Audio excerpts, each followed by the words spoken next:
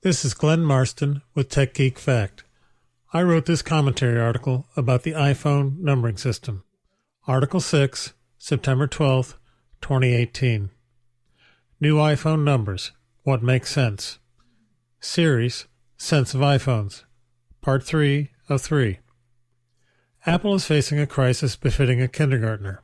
It's as simple as 1, 2, 3, except that the series is stretched into double digits and worse, into Roman numerals with the iPhone X. The solution is to do away with the old system and replace it with a familiar, sustainable model year approach. After all, the digit deviation stumps adults as well as 5-year-olds. Enthusiasts and a few others know to say 10 when speaking of what is written as iPhone X. Few are clued in on the secret. They say what they read, X. The haters say X with a jubilant sneer. Take the past 4 years. The larger iPhone 6 of 2014 led to the iPhone 6s, the iPhone 7, and the iPhone 8, each with a larger Plus variant. Apple skipped the iPhone 9. The company should clear up the confusion by using the system employed by automakers and television programmers for decades.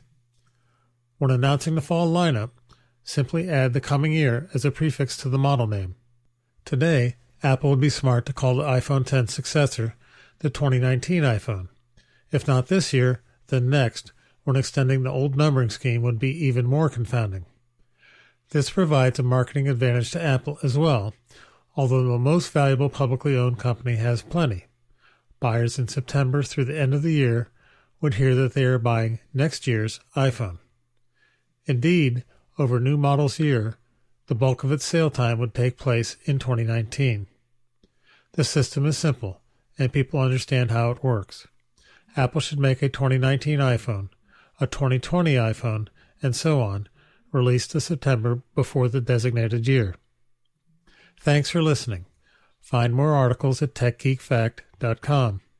Talk to you then.